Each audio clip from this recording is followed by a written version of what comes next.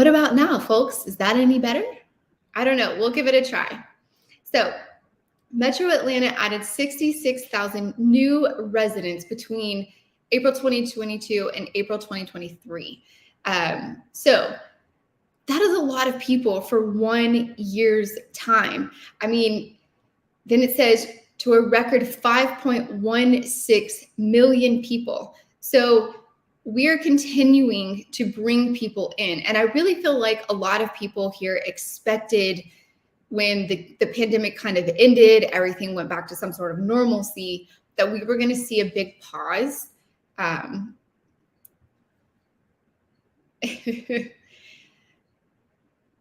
So we were going to see a big pause. And with that,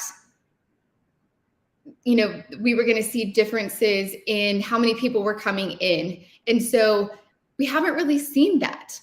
I'm not really sure, you know, what people were expecting, but Atlanta is a place where we have a lot of job opportunities. We have a lot of new businesses that are coming up. And so that continues to bring people into the market. And so that is what is driving this right here. So the Atlanta Regional Commission said the fastest growth rates occurred in the city of Atlanta at 2.8%. And then in Cherokee County. So a lot of people are like, where's Cherokee County? If you've heard of like Canton, places like that, further up, that's Cherokee County. And it is growing rapidly at 2.5%. So if you're thinking, where should I move in Georgia if I don't really want to be right in the city? The suburbs, obviously, when you've got Gwinnett County, you've got Hall County, you've got Forsyth County around you. Cherokee County is obviously one of those. You've got Barrow County. Those are a little bit further out. They're still the suburbs of Atlanta, but they're great places to kind of watch. So along with Forsyth and Henry County. So Forsyth County is one that you've probably heard me talk about on here because Forsyth is seeing so much growth right now. And so Forsyth County is one of those that has always been a suburb that people are moving to. It's right on the outskirts of Fulton County. So there's actually areas of Cumming, which is in Forsyth County, that border Alpharetta, which is one of our, you know, top cities that people are moving to. Oh, Betty, thank you. We can hear you. Good, good. That makes me happy. So with Cumming being so close to Alpharetta, a lot of people sometimes will look at Alpharetta. That's what initially drives them here. But then they realize the cost of living in Alpharetta is astronomical. So they end up going just a little bit further north, and they end up in the city of Cumming. And the city of Cumming right now, which is in Forsyth County, which we just talked about, is growing at 2.1%. The area of Cumming is seeing massive amounts of growth.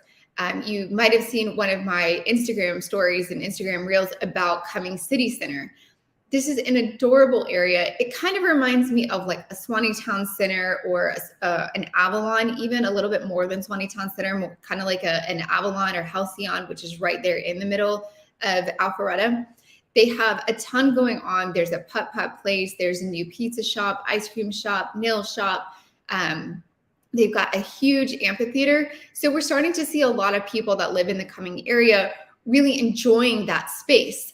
And so with all of this growth, they've just finished some apartment buildings. They finished some condos. This is why you are seeing a lot of the Cumming area growing like it is. It's so close. You can jump right on Highway 400 and be into Atlanta really quickly. And then you also are close to Peachtree Industrial Boulevard.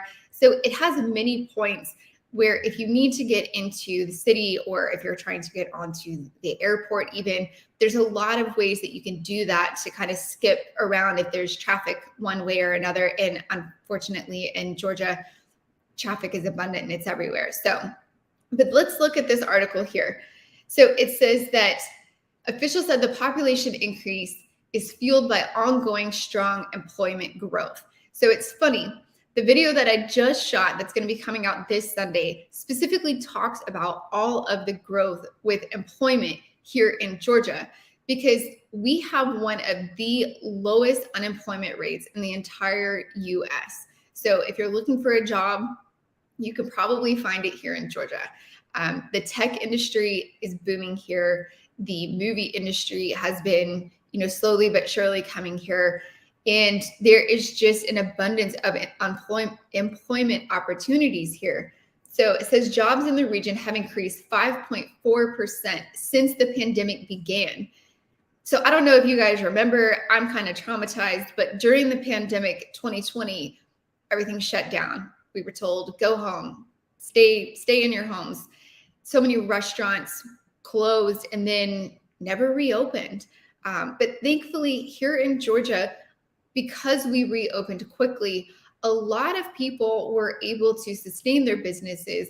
And so those restaurants were to continue, movie theaters, everything. Georgia reopened very quickly. And so I really think that has a lot to do with how our jobs have been able to continue going. So it says the ARC also mentioned Metro Atlanta has the fifth highest employment base in the nation, second only to Austin and Dallas, Texas, and then Las Vegas and Orlando, Florida.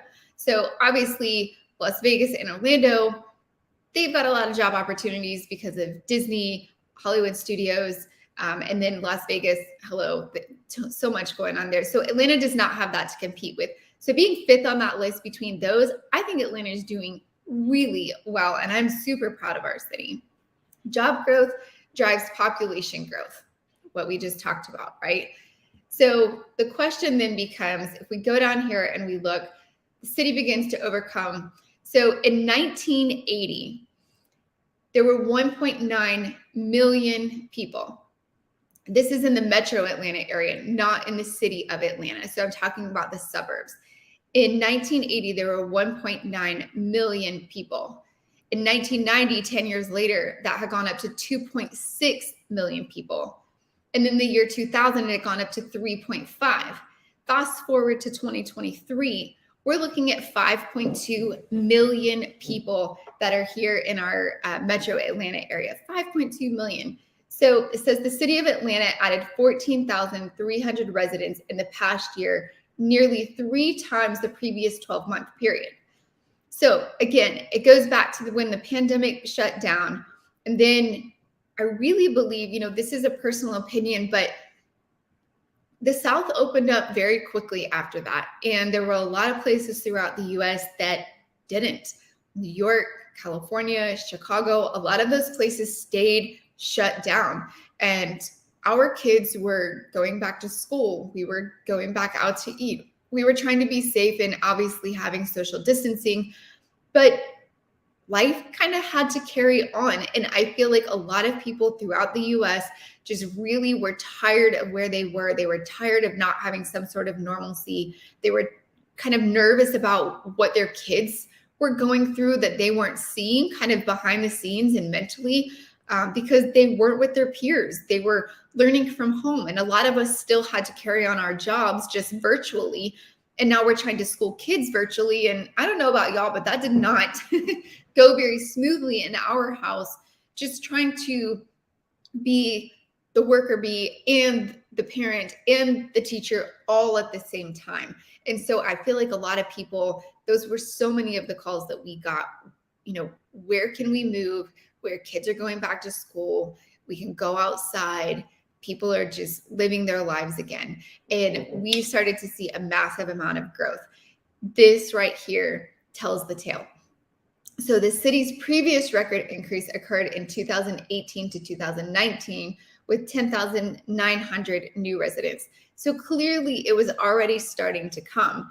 I really believe, again, it goes back to those jobs. If you have job opportunities, people are going to come. If you're in an area that you need employment and you can't find it, you're going to go search for it. And if we have it, then they're going to come here. So Atlanta's population growth to an explosion in building permits, which roughly tripled during 2022 to 2023. He said both multifamily and single family permits increased. Nearly 12,000 permits were issued in the last year. Gwinnett County had the second largest number of building permits with 5,400. So during 2020, 2021, and going into 2022, we were seeing builders just all over the place. They were trying to play catch up. They couldn't get the houses out fast enough. They were trying to build them, but people were coming and putting contracts on things daily, and the builders just could not get them, built in time. And the thing was, a lot of people didn't want to wait for it to be built. They wanted it right now. I don't want to wait 6 months or a year down the road. I want out, and I want out now. We also were seeing a lot of people that were working from home that originally probably lived in the city because that's where their job was. And when you had to go into the office, traffic here is not the greatest. And so it's a lot easier if you live in the city to have that commute. And so we were seeing a lot of those people that realized, hey, if I can go virtual, I'm moving to the suburbs where my dog can have a yard. I can go walking. I'm not having to worry about all of this.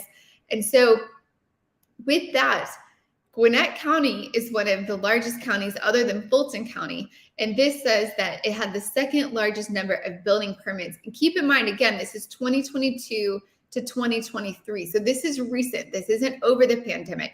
So finally, those builders are starting to really be able to have time to catch up on all of those builds that they've needed to do. One of the key factors, though, is a lot of people put homes under contract and then ended up backing out of those contracts. So it left builders with some standing inventory, which some people have kind of talked to me about that and been like, oh gosh, here we go, 2008 again. I lived through 2008. I was actually a realtor for a builder at the beginning of 2008. And we did have a lot of standing inventory and we got left holding the bag. And that's not what's happening now. Builders are not having rows and rows and rows of homes that are left to go up for sale. People are buying them as they're being built.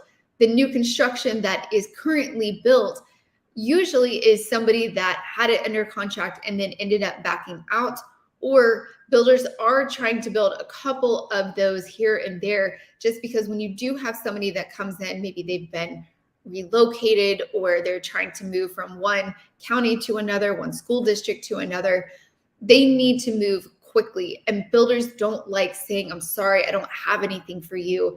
Can you come back, put a contract on and we'll be done in 6 months. So having that standing inventory really helps the builder to be able to say, I've got these couple. You're not going to be able to choose everything, but these couple are ready and they can be, yours in 30 days. So let's see. The most recent census is the starting point for each successive year's estimate.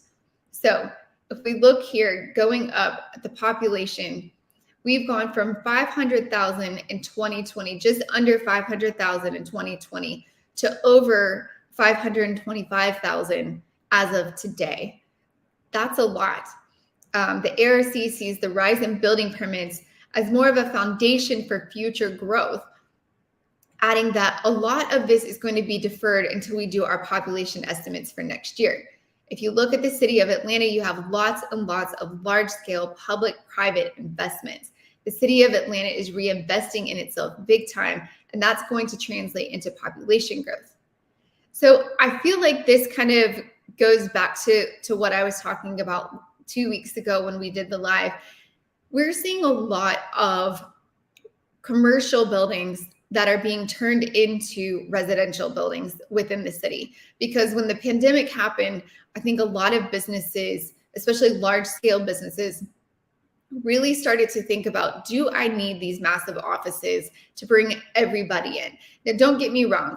I just saw an article the other day and I actually laughed out loud. Zoom, the company Zoom, that hosts so many of the virtual things that we've done for the last couple of years, more than any other time in our life. They host the Zoom conferences.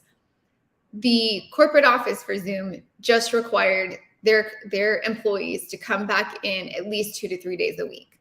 So if that is not writing on the wall that most companies are going to bring people back at least 2 to 3 days a week, I don't know what is. But at the time in 2020, when everybody went home, I think a lot of these businesses were like, wow, this was a lot of overhead to have these massive office spaces. And maybe we don't need quite this much. So they, did not renew their leases or they sold their buildings. And instead of the city of Atlanta just letting those sit and end up, being torn down eventually or getting run down and needing renovations. They've decided to pivot, and they're taking an opportunity with those commercial spaces and they're turning them into residential, whether it be apartments or condos, but it's helping to kind of ease the pain of the lack of inventory. No, they're not ready right now, but I do think it's going to be something that we see within the next year that's come to fruition, where you can start buying into those properties, which is something that's really, interesting. Hey, Anthony, let's see. Do you think there's any concern of schools being crowded due to accelerated growth? Absolutely, 100%. Especially in Gwinnett County. My kids attend Gwinnett County schools, so I can speak on this as a parent. I have to be careful because obviously I'm a realtor and my license laws tell me to be quiet on certain things like that. But it appears we are going to grow faster than they are going to be able to build the schools or build the infrastructure. You guys see it, if you live here, and this probably goes on in every, area that sees a lot of growth. So I would assume Austin, Dallas, LA, for sure, Chicago, a lot of these areas, they don't build the infrastructure before the people come. Once the people get there, then they think, oh, well, we should probably build more roads or we should probably build more schools. So it's one of those things where you're going to have to be excited about what's to come. So looking at Forsyth County, a lot of people started to move there and they really saw quickly, okay, we need to expand the roads. We need to build the Cummings City Center. And so that's something that the residents there can be excited about. Yes, it's a pain to live through. And it's not always fun to deal with the traffic of roads being closed, getting down to one lane to then build and have 3 or 4 lanes. But it is really cool to get on the front end of something like that. So if you look in Monroe, they're doing that. If you look in like Jefferson area, there's a lot of growth going on there as well. And I will say that some of these cities like Cumming is trying to be ahead of the curve. Gwinnett County, I feel like just saw so much growth so fast. And I really think that that's contributed to diversity. Gwinnett County is one of the most diverse counties in the entire nation. And so I think people are drawn to that, and so Gwinnett County experienced so much growth so quickly that they just were not able to keep up. And so I do think that schools are going to need to be built. They just built the new Second-Year High School, and that opened, recently in the last couple of years over in Buford, because Mill Creek, that high school, had gotten overrun, just too many students. And so they've opened Second Year to kind of relieve some of that. So I think that you'll probably be seeing more and more of that happening throughout the Metro Atlanta area. That's a great question. So Metro Atlanta's population growth in 2020 to 2023 has been led by multiple North Atlanta counties. Gwinnett is the #1 as far as the leading. So we are at 14,000 people. Then Fulton County, then Cherokee, Forsyth, Cobb, then Henry.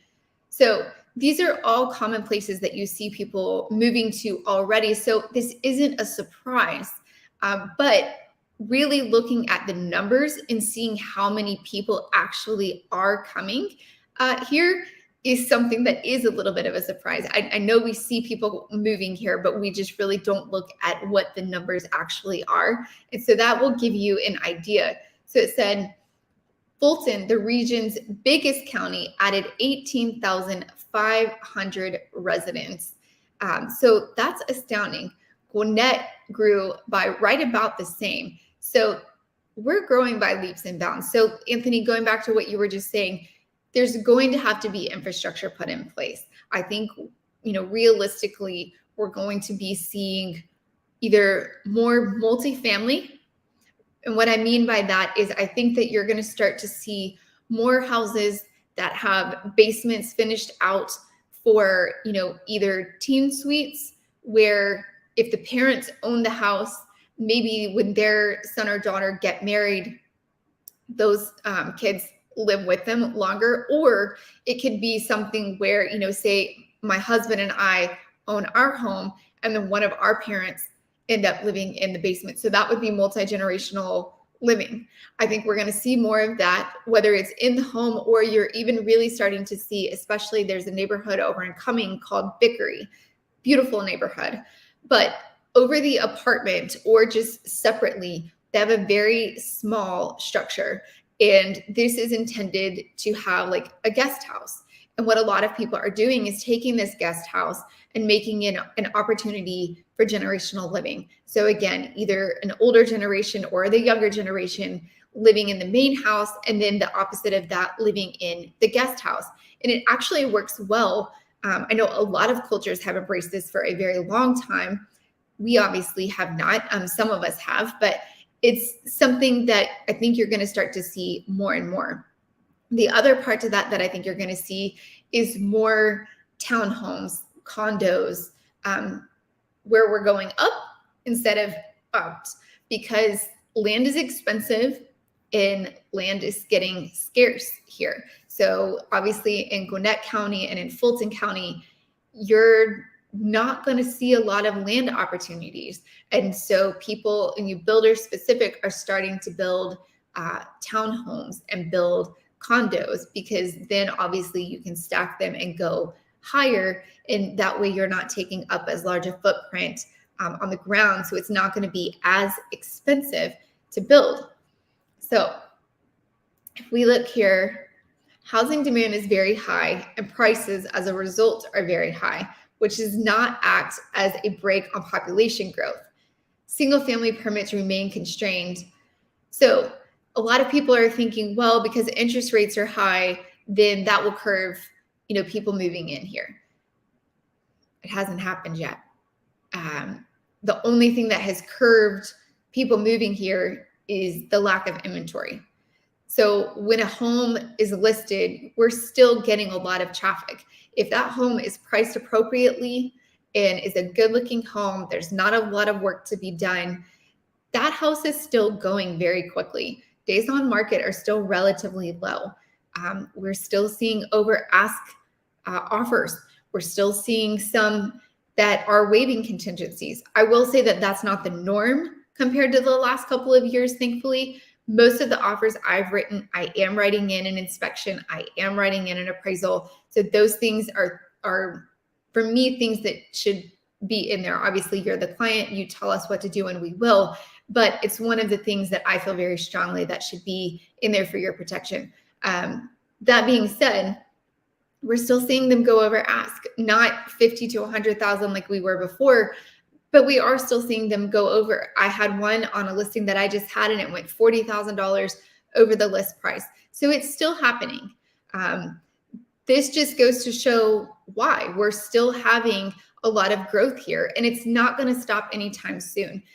I had somebody the other day, actually a past client, that they've been renting and they've been holding off for rates to come down. Well, they haven't. They've only increased, if anything. And they kept waiting. Well, if interest rates continue to go up, then the housing prices will come down. That hasn't happened either. And they came to me the other day and they said, I think I'm ready to just go ahead and bite the bullet and buy, because I'm kicking myself that I didn't do this last year, because we were looking in like the June, July timeframe. And then all of this happened where interest rates started going up, and they said, you know what, we're just going to rent for a year and see what happens from there. A year later, interest rates have gone up even higher. Home prices have still risen 4 to 5% in equity. So that's 4 to 5% that they would have had in equity had they bought a year from now or a year ago, and they would have had a lower interest rate. And so they said, we're just done, because we know as soon as rates come down, whether it's this year or next year, the masses are going to come back out. And that's when people are going to start selling their homes, because the people that aren't selling their homes are because they either own the house outright, or if they don't own the house outright, I think I read the other day, 40% of people own their home outright. That means they do not have a mortgage on their home. And then another like 30% of people have a mortgage rate, an interest rate that is below 4%. So that's a huge portion of the market that either doesn't have a monthly payment or has a really low one or a really low interest rate. So why would they put their home on the market to take a 7% interest rate today? It just doesn't make sense most of the time unless they have a heck of a lot of equity and can turn around and buy something else in cash or for a very low, amount. So they said, we're done, because we know as soon as interest rates come down, the masses are going to come back out and we're going to be paying $100,000 over asking price again. And it balances out. I would rather go ahead and get into something right now and I'll refinance down the road. That way I've already got the house that I want and I'm not fighting and competing with people, because they said what we dealt with early 2022, having to put in multiple offers and deal with losing house after house was exhausting. Like, I don't want to do it again. So I would rather go ahead and spend the money. And when interest rates come down, we'll figure it out then. Betty, hands down, Vickery is the best neighborhood I've ever seen. I have to agree with you. That neighborhood is top notch. It's like you kind of drove into an English countryside. The houses are a completely different style than you see anywhere else. And they're close together. So don't think that you're getting acreage. But it's funny, my husband is an acreage guy and he does not want to live right on top of his neighbor. However, when I took him through this neighborhood, he said, this is the one place that you could actually talk me into moving without having acreage, because it's that gorgeous and it has so much to offer. So if you're ever in the area, check out Vickery and Cumming. So I just found this article so interesting. I would love to know your thoughts. Obviously, growth is always a great thing in the way of giving back to the economy. It's stirring growth. However, on the flip side, to Anthony's point, there's always pain in growth, because we're going to be having to build more schools, build more houses. There's two sides to every coin, so to speak. And so I'll be interested to see what it looks like down the road. Obviously, I study the market regularly, and I do think that we're going to have some hurdles coming our way in the state of Georgia, just with the levels of growth that we're seeing. But only time will tell, and I'll definitely make sure that I keep you up to date on everything as it comes on.